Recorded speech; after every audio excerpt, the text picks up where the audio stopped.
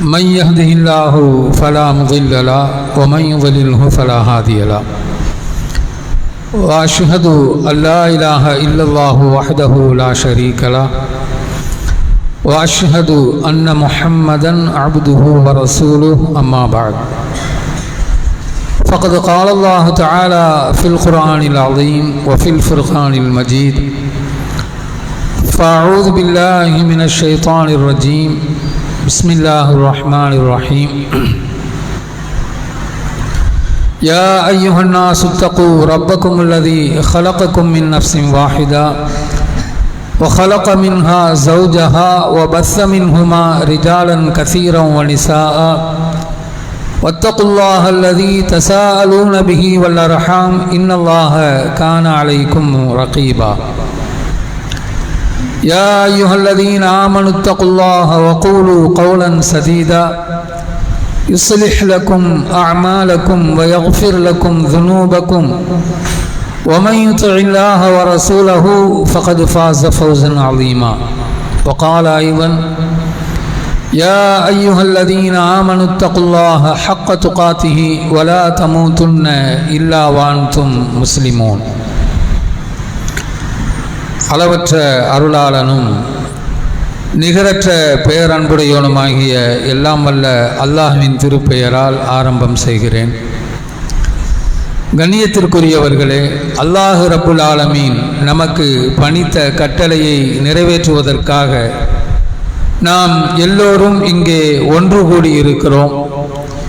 இந்த அரிய சந்தர்ப்பத்தில் இங்கே சொல்லப்படுகின்ற செய்திகளை சொல்லுகின்ற நானும் கேட்கின்ற நீங்களும் நம்முடைய வாழ்க்கையில் எடுத்து நடப்பதற்கு என்றென்றும் அல்லாஹ் ரப்புல் ஆலமீன் அருள் புரிவானாக என்ற பிரார்த்தனையோடு இன்றைய செய்திக்குள் நுழைகிறேன்.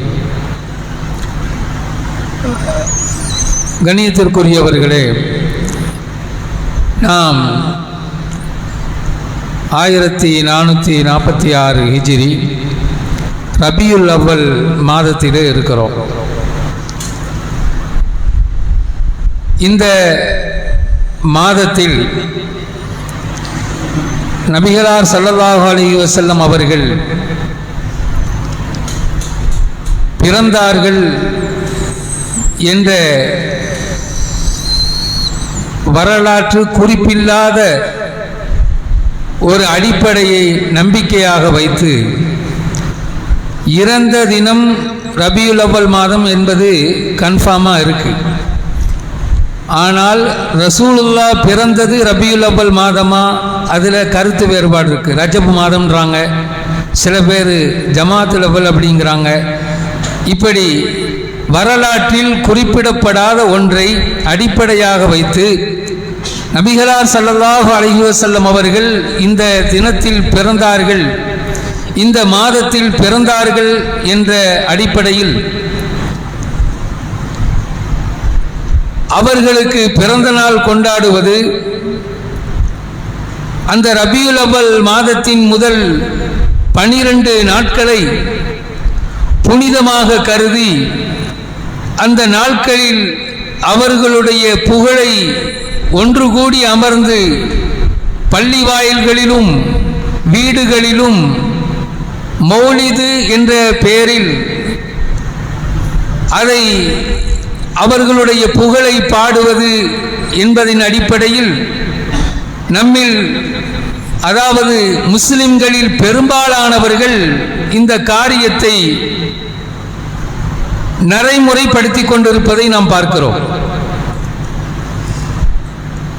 கண்ணியத்திற்குரியவர்களே, திருமறை குர்ஆன் அரபி மொழியில் இருக்கிறது. நபிகளார் ஸல்லல்லாஹு அலைஹி வஸல்லம் அவர்கள் பேசிய மொழி அரபி மொழி. அவர்கள் சொன்ன செய்திகள் எல்லாம் பதியப்பட்ட மொழி அரபி மொழி என்பதின் அடிப்படையில் மௌலிது என்ற அந்த கவிதை வரிகளும் அரபி மொழியில் இருக்கிறது.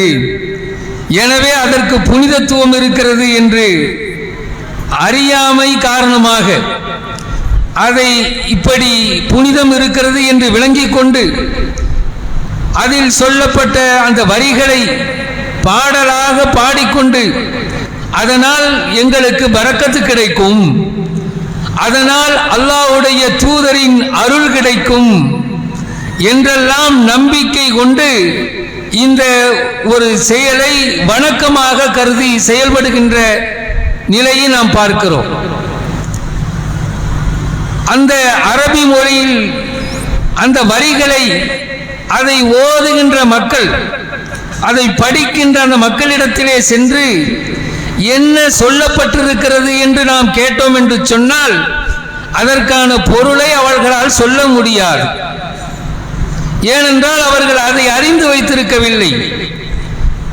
அவர்களுடைய முன்னோர்கள் அவர்கள் யாரை மார்க்க அறிஞர்களாக கருதுகிறார்களோ அவர்கள் சொன்ன செய்தியை வைத்துக்கொண்டு இதை செய்து கொண்டிருக்கிறார்கள்.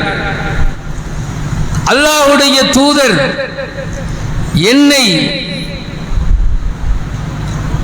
என்னை யூதர்களும் நசாராக்களும் தங்களுடைய நபிமார்களை வரம்பு மீறி புகழ்ந்தது போன்று என்னை புகழாதீர்கள் என்று எச்சரித்த பின்பும் அந்த வரிகளில், அந்த கவிதை வரிகளில் அல்லாஹ்வுடைய தூதரை வரம்பு மீறி புகழ்ந்த வரிகள் இருக்கிறது. அதற்கு பின்னாடி வருகிறேன். கண்ணியத்திற்குரியவர்களை, இது மாத்திரமல்ல, அல்லாஹ்வுடைய தூதரை அல்லாஹ்விடத்தில் கொண்டு போய் நிறுத்துகின்ற அளவுக்கு அதில் அந்த கவிதை வரிகள் இடம்பெற்றிருக்கிறது என்றால் அது இணை வைப்பு என்ற பெரும்பாவத்தை சுமந்திருக்கின்ற ஒரு பாடல். அதில் எப்படி பரக்கத்திருக்கும்? இணை வைப்பை அல்லாஹ் ரப்புல் ஆலமீன் மிக கடுமையாக எச்சரிக்கிறார். நீங்கள் திருக்குறை குர்ஆனை புரட்டி பாருங்கள். அது குறித்து அவனுக்கு அந்த இணை வைப்பை பேசுகின்ற நேரத்தில் எல்லாவற்றையும் மன்னிச்சிருவேன் அல்லாஹ் சொல்றான். பெரும்பாவங்கள் என்று சொல்லப்படக்கூடிய எல்லாவற்றையும் நான் விரும்பினால் மன்னித்து விடுவேன். எனக்கு இணை வைக்கின்ற அந்த மாபாதக செயலை மட்டும் நான் மன்னிக்கவே மாட்டேன் என்று அல்லாஹ் ரப்புல் ஆலமீன் கடுமையாக எச்சரிக்கிறார். இணை வைப்பு என்ற அந்த மாபாதக செயலை செய்து விடாதீர்கள். என்ன செய்யும் தெரியுமா? அது நீங்கள் நல்லறங்கள் செய்கிறீர்களே, நீங்கள் வணக்க வழிபாடுகளை தொழுகிறீர்களே, நோன்பு நோக்கிறீர்களே, தான தர்மங்களை செய்கிறீர்களே, இவை எல்லாவற்றையும் நீங்கள் இணை வைப்பு என்ற அந்த பாவத்தை செய்துவிட்டீர்கள் என்று சொன்னால் நீங்கள் செய்த இந்த நல்லறங்கள் எல்லாம் அழிந்து நாசமாகிவிடும் என்று அல்லாஹ் ரப்புல் ஆலமீன் திருமறையிலே எச்சரிக்கிறான். நம்மை மாத்திரமல்ல அல்லாஹ்வுடைய தூதரையும் அல்லாஹ் எச்சரிக்கிறான். லைன் அஷ்ரக்த லயஹ்பதன்ன அமலுக். அல்லாஹ் சொல்கிறான், நபியே நீர் இணை வைத்தாலும், அல்லாஹ் சொல்றான், நபியே நீர் இணை வைத்தாலும் உம்முடைய நல்லறங்கள் எல்லாம் அழிந்து நாசமாகிவிடும் என்றால் அல்லாஹ்வுக்கு எவ்வளவு கோபம் வருகிறது. கண்ணியத்திற்குரியவர்களே, இந்த செய்தி பலமுறை நம்மிடத்திலே சொல்லப்பட்டிருக்கும். இணை வைப்பு பெரும்பாவம், இணை வைப்பு பெரும்பாவம், இதை செய்யாதீர்கள் என்று சொல்லப்பட்டிருக்கும். வார்த்தையில் சொல்வதனால் அதனுடைய கடுமை தெரியவில்லை. அந்த பெரும்பாவத்தினுடைய அந்த நாசம் தெரியவில்லை. நமக்கு ஏற்படுத்தக்கூடிய அந்த நாசம், அந்த விளைவு நமக்கு புரியல. இத ரசூலுல்லாஹ் சிறுசா இருந்தாலும் சரி, இணை வைப்பு என்பது சிறுசா இருந்தாலும் சரி, இல்ல வார்த்தையில கூட நீ அதை செஞ்சிடக்கூடாதுன்னு எச்சரிக்கிறாங்க. வார்த்தையில கூட அந்த வார்த்தையை நீ சொல்லிவிடக் கூடாது. அல்லாஹ்வுடைய தூதருடைய எச்சரிக்கை. பின்னாடி வர்றேன். இது நம்பிக்கை துரோகம். இணை வைப்புன்னு சொல்றோம் இல்லையாங்க, இது என்னது? அல்லாஹ்வுக்கு செய்கின்ற நம்பிக்கை துரோகம். துரோகம் செஞ்சவங்களை விடுவோமா? நம்பி ஒருவனிடத்தில் ஒன்றை ஒப்படைத்து விட்டால் அவன் நமக்கு மோசடி செய்து விட்டான் என்று சொன்னால் பெரிதும் நம்பிய அவனை நாம் சும்மா விடுவோமா? யோசிச்சு பாருங்க, எவ்வளவு பெரிய பாவங்க நம்பிக்கை துரோகம் என்பது. அல்லாஹ்வை எப்படி நம்பினோம்? எல்லாமே அல்லாஹ் தான், அப்படிதானே நம்பணும். அவன்கிட்டையும் சொல்லி இருக்கோம், அலம் ஆஹத இலைக்கும் யா பனி ஆதம அல்லா தஅபுது ஷைத்தான். அல்லாஹ் கேட்கிறான், ஆதமுடைய மக்களே, ஆதமுடைய மக்களே, நீங்கள் ஷைத்தானை வணங்க ஒருபோதும் வணங்க மாட்டோம் என்று என்னிடத்திலே நீங்கள் உடன்படிக்கை எடுக்கவில்லையா?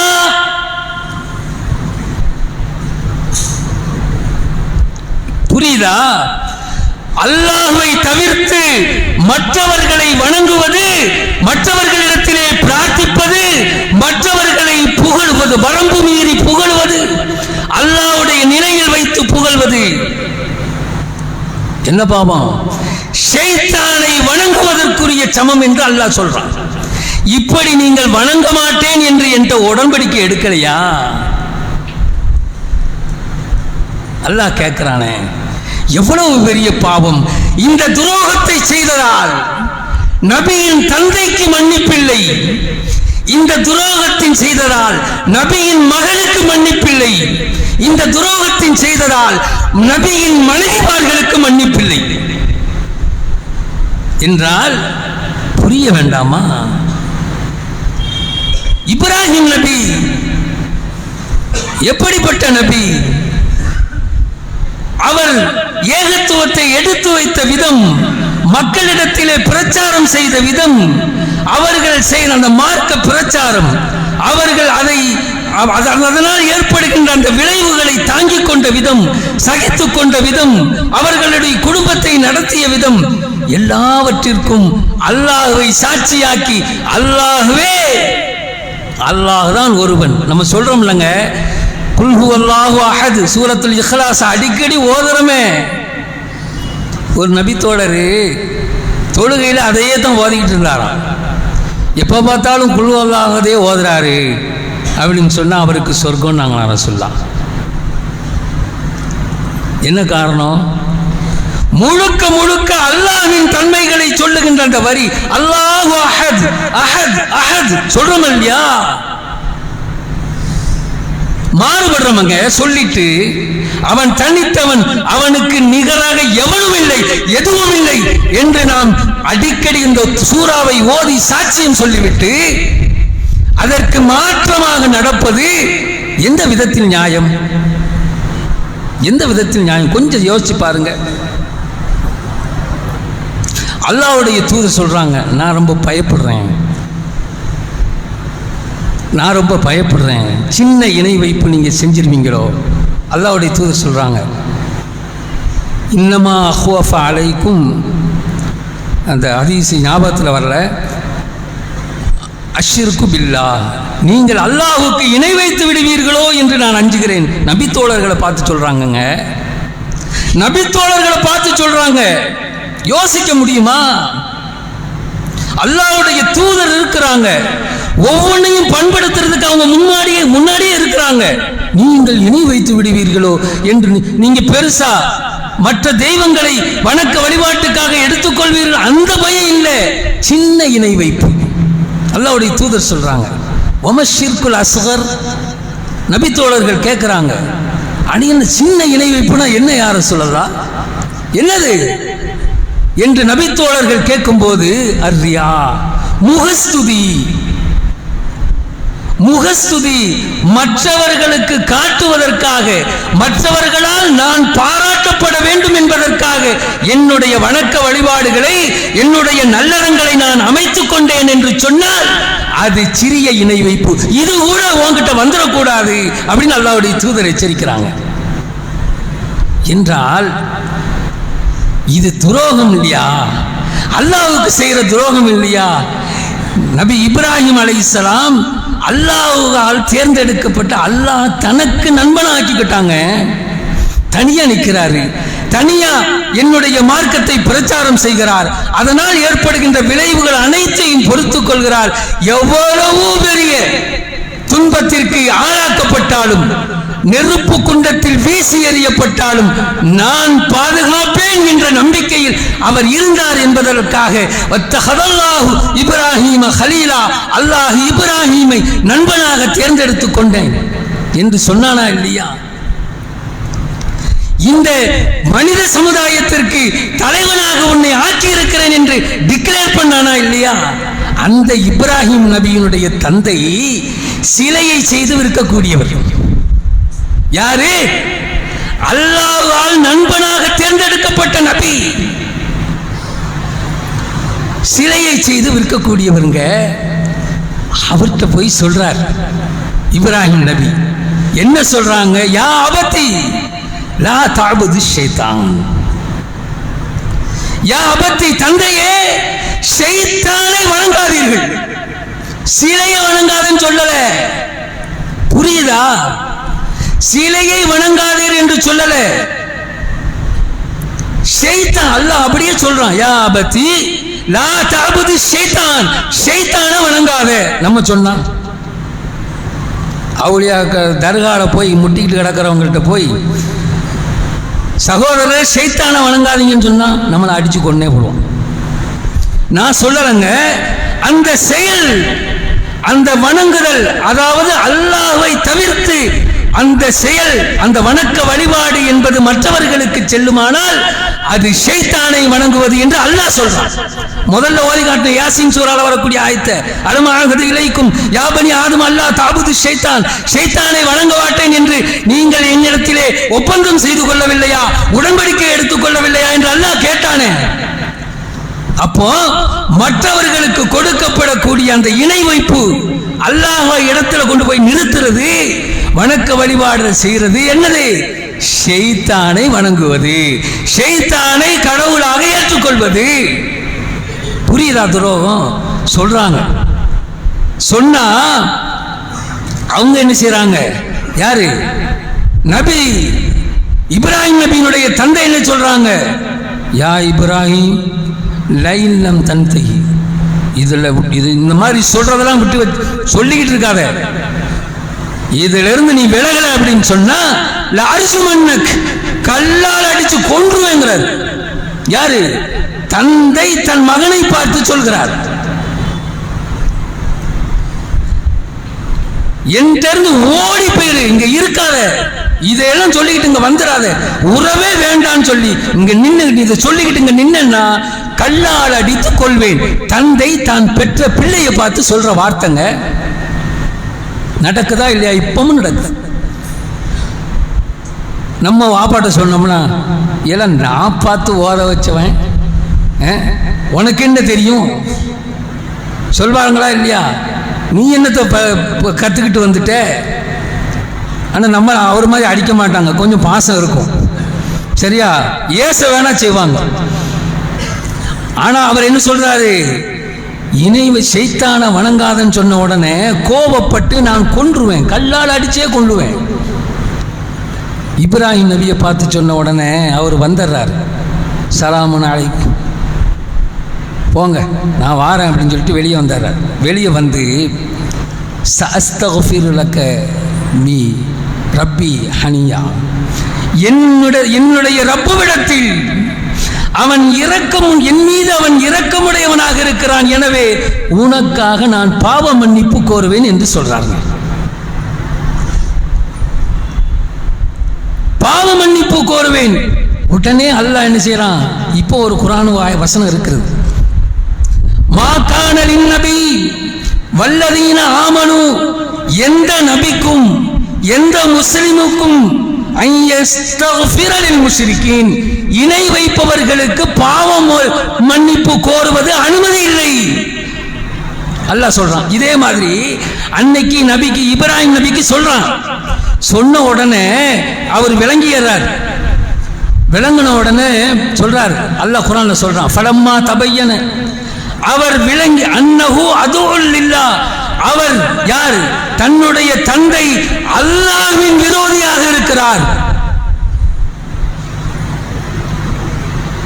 எனவே என்பதை விளங்கிக் கொண்டு அவர் விளங்குகிறார்.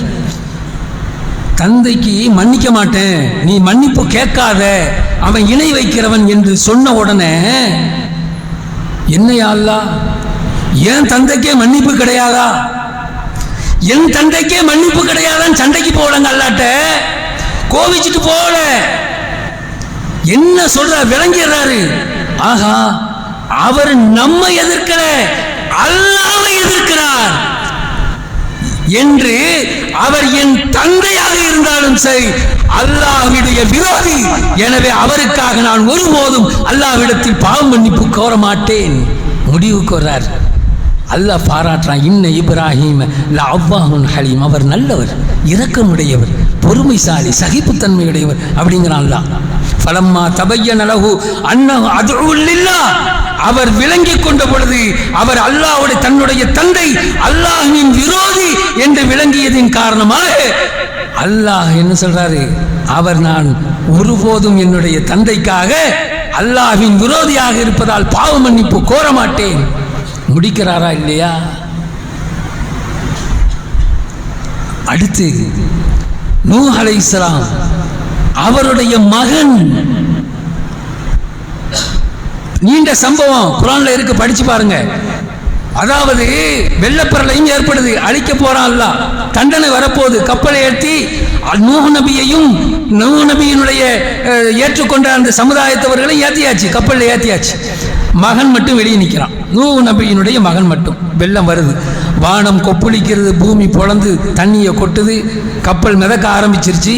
கப்பல் ஓட ஆரம்பிக்கும் பொழுது இவன் மிதந்துக்கிட்டு நிற்கிறான். தண்ணியில் மிதந்துக்கிட்டு இருக்கும்போது மகனே சொல்றார், யாபுனை எருக்கம்மானா, மகனே வாப்பா, நல்லா இருப்ப, ஏறிக்கப்பா, தப்பிக்க முடியாதுப்பா, இது அல்லாஹ்வுடைய தண்டனைப்பா, நீ தப்பிச்சிடலாம் நினைக்காத.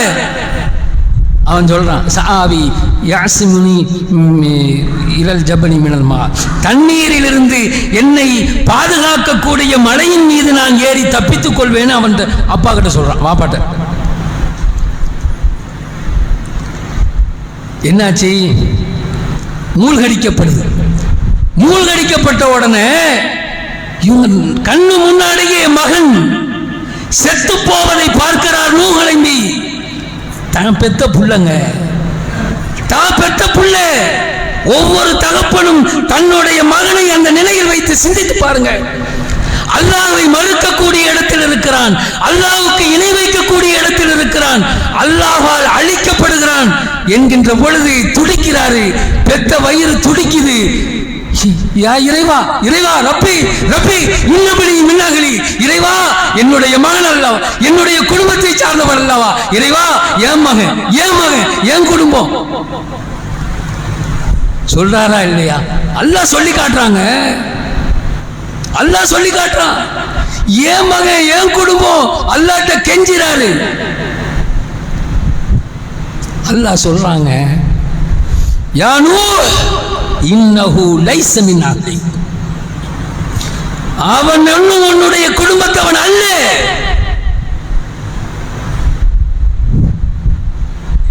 என்றால் கண்ணியத்திற்குரியவர்களே, உன்னோடு கப்பலில் யார் ஏறிக்கொண்டார்களோ, யார் கொள்கையை ஏற்றுக்கொண்டார்களோ, யார் ஏகத்துவத்தில் சங்கமித்தார்களோ அவர்களே உன்னுடைய குடும்பத்தை சார்ந்தவர்கள்.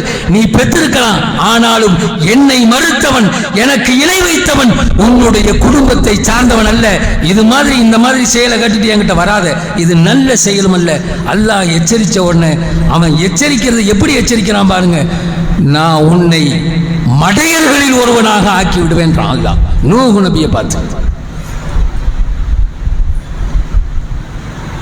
எவ்வளவு எச்சரிக்கைன்னு பாருங்க. மடையர்களில் ஒருவனாக உன்னை ஆக்கிடுவேன், நீ இப்படி எல்லாம் கேட்டுக்கிட்டு வராத. எவ்வளவு கோபம் வருது பாத்தீங்களா? எங்க அல்லாஹ்வுக்கு மாறு செய்கிறவனை என் மகனு கேட்டதுனால நபியை பார்த்து எச்சரிக்கிறான். எப்படி எச்சரிக்கிறான்? நீ இது மாதிரி கேட்டுட்டு இதெல்லாம் வந்த சிபாரிசுக்கு வந்த உன்னைய அறியாமை மடையர்களில் ஒருவனாக ஆக்கிடுவேன். உடனே பதறாரு நூஹ் அலைஹிஸ்ஸலாம். பதறி போய் எல்லாம் நான் தெரியாம செஞ்சுட்டேன், என்னை மன்னிச்சு நீ எனக்கு அருள் புரியவில்லை என்றால் நான் நஷ்டவாளிகளில் ஒருவனாக ஆகிவிடுவேன்னு அவனுக்கு கேட்ட பிரார்த்தனை தனக்கானதான் மாத்திக்கிட்டார். பயந்து நமக்கு என்னமோ நடந்துருமோன்னு புரியுதா உங்களுக்கு? புரியுதாங்க? அந்த பாவத்தினுடைய அந்த தன்மை புரியுதா? இணை வைப்பு என்ற அந்த பாவத்தினுடைய தன்மை. நபி பயப்படுறாங்க. நபி அல்லாஹ்ட்ட பேசிக்கிட்டு இருக்கும் போதே என்ன சொல்றான்? இது மாதிரி கேட்காத, கேட்டா உன்னைய மாத்தி போடுவேன்னு சொன்னோன்னா பயந்து போய் யா அல்லாஹ், அது அப்படியே வருது. அஸ்தக்ஃபிருக்க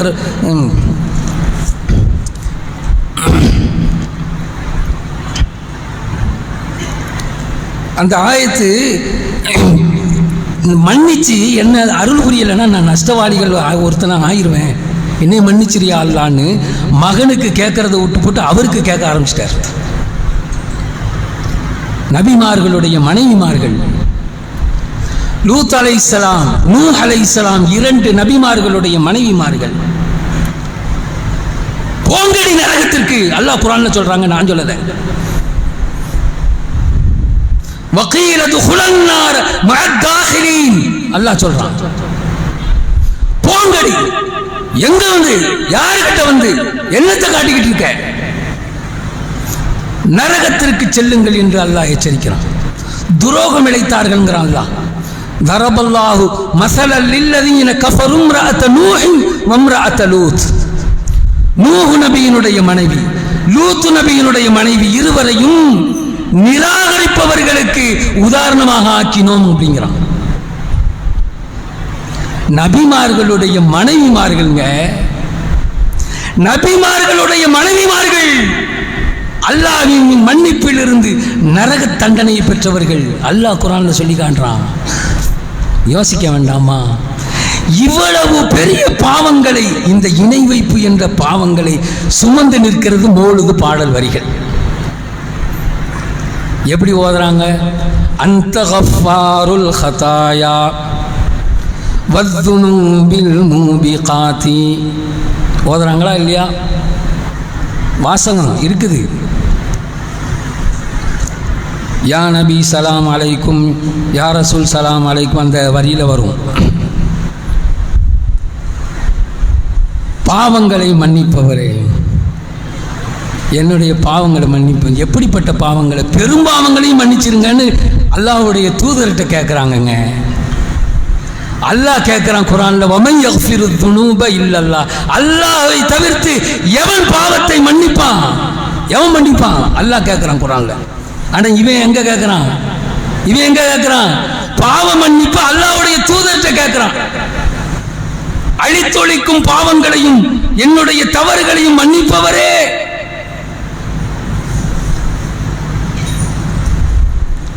கஃபீரு அன்னி துனூபி வஃபுலி அன் சய்யிஆதி. என்னது? என்னுடைய பாவங்களை அலட்சியப்படுத்துங்கள் யா ரசூலல்லாஹ். என்னுடைய பாவங்களை அலட்சியப்படுத்துங்கள், என்னுடைய தீமைகளை நன்மையாக மாற்றிவிடுங்கள். சரியா? கொஞ்சம் யோசிச்சு பாருங்க. அல்லாஹ்வுடைய தூதர் ஒவ்வொரு நாளும் நான் அல்லாஹ்விடத்தில் 100 தடவை பாவ மன்னிப்பு கோருகிறேன். ரசூலுல்லாஹ் அல்லாஹ்ட்ட கேட்கிறாங்க, இவன் ரசூலுல்லாஹ்ட்ட கேட்கிறான். எவ்வளவு மோசமான பாவத்தில் நம்மை மூழ்கடிக்கிறது இந்த மௌலிது வரிகள். யோசிக்க வேண்டாமா சகோதரர்களே? எவ்வளவு பெரிய பாவத்துல போய் விழுறோம்.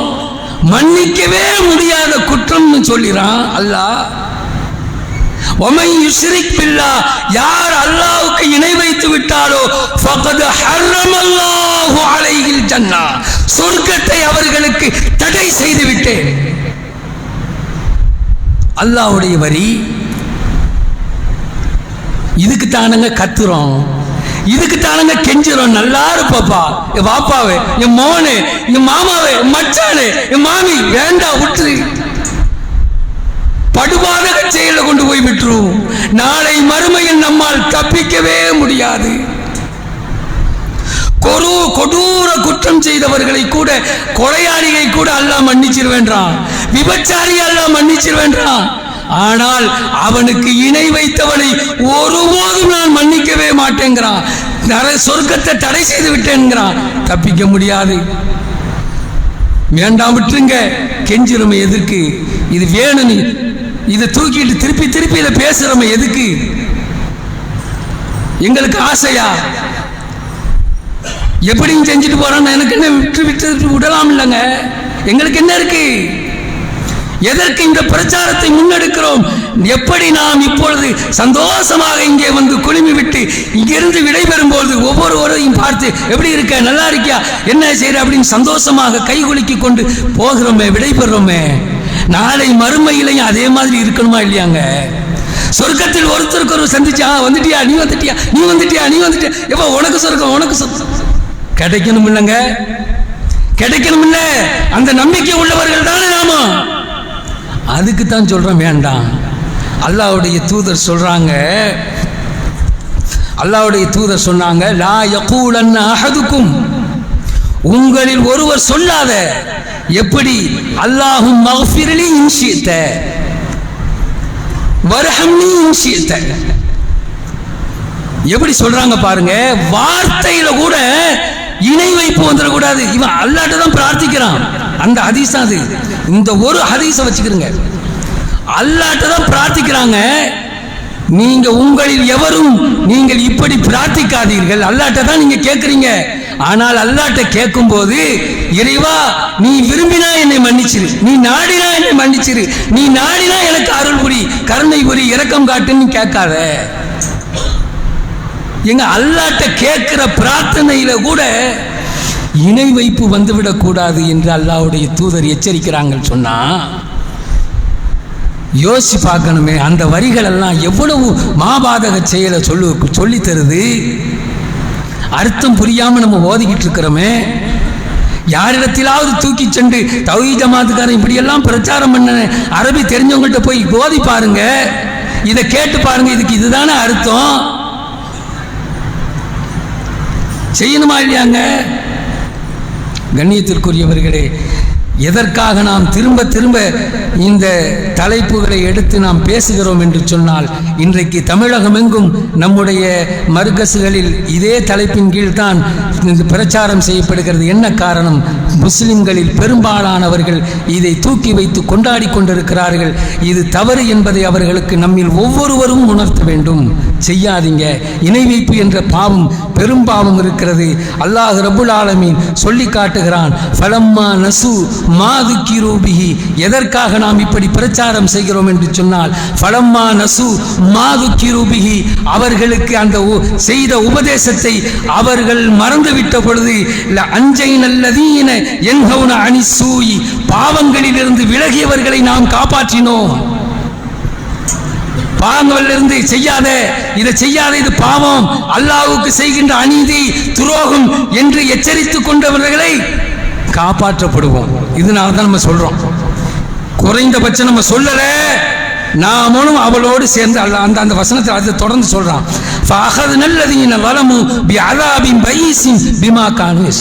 அவர்கள் செய்து கொண்டிருந்தது காரணமாக கெட்ட வேதனையால் அவர்களை பிடித்தோம். நம்முடைய உபதேசத்தெல்லாம் மறந்துட்டு திரும்ப திரும்ப என்ன செஞ்சான்? அவன் அதே தீமையில் மூழ்கி கிடந்தான். அதை தீமை என்று எடுத்துரைத்தவனை தவிர மற்ற எல்லாத்தையும் அவர்களை அந்த வேதனையை கொண்டு பிடித்தோங்கிறான்ல.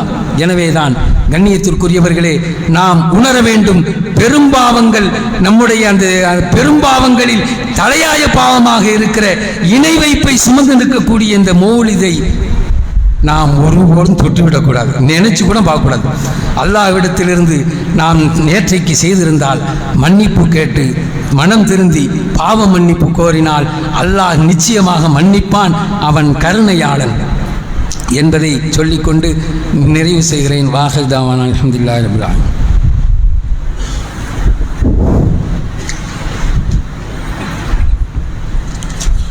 நஹ்மதுஹு வ நுஸல்லி அலா ரசூலில் கரீம்.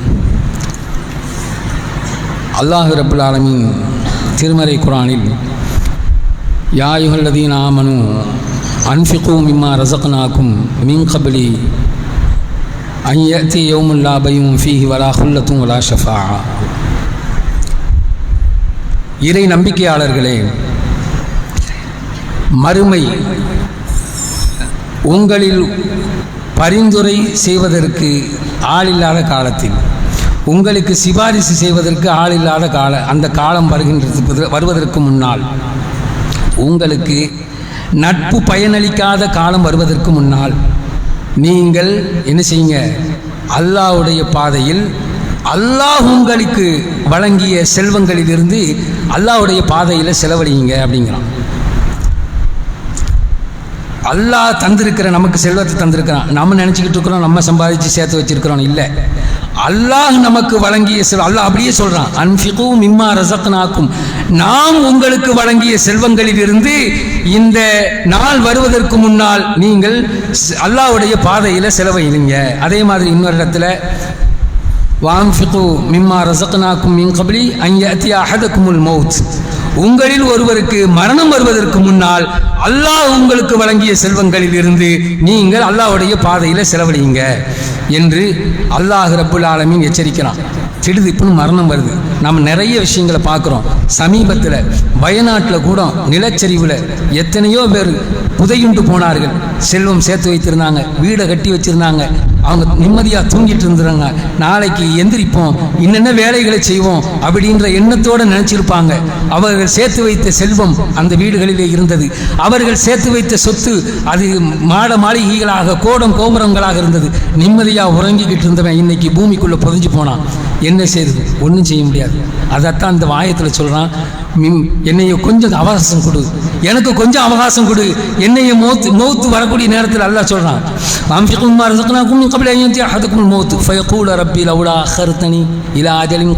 கொஞ்சம் தவணை கூட அல்லாஹ், கொஞ்சம் விட்டுரு, நான் போய் நான் சேர்த்து வச்ச சொத்தையெல்லாம் உன் பாதையில் செலவழிச்சிட்டு நல்லவனாக வருகிறேன் அப்படின்னு சொல்வான். முடியாது. உனக்கு நீ விதிச்ச தவணை 60 வயசு, 50 வயசு, 40 வயசு, 70 வயசு, 80 வயசு காலத்தில் உனக்கு சொல்லியாச்சு, சொல்லப்பட்டாச்சு, நீ செய்யல, உனக்கு தவணை விதிச்சாச்சு, முடிச்சாச்சு, இனிமேலாம் கிடையாது. அல்லாஹ் சொல்வேங்கிறத திரும்ப குர்ஆன்ல சொல்லி காட்டுறான். எனவே உங்களுக்கு வழங்கிய செல்வங்களிலிருந்து தாராளமாக செல்வங்க. இந்த செயலை, இந்த தாவா செயலை, அறப்பணிக்க செயலை இந்த ஜமாத் செய்து கொண்டிருக்கிறது. அந்த மக்களுக்காக நிறைய நன்மைகளை செய்து கொண்டிருக்கிறது. அதனால் இதனுடைய அந்த வரக்கூடிய வாரத்தில் அந்த ஜும்மா வசூல் இந்த ஜமாத்தின் இதுக்காக தாவா பணிகளுக்காக கேட்கப்படுகிறது. எனவே நீங்கள் தாராளமாக நீங்கள் செலவழிக்க வேண்டும். காயல்பட்டினம் மக்கள் தாராளமாக வழங்கக்கூடியவர்கள். அல்லாஹ்வின் அருளை இதுபோன்று வழங்கி நிறைவு செய்யுமாறு கேட்டுக்கொள்கிறேன். அல்ஹம்துலில்லாஹி ரப்பில் ஆலமீன். அஸ்ஸலாமு அலைக்கும்.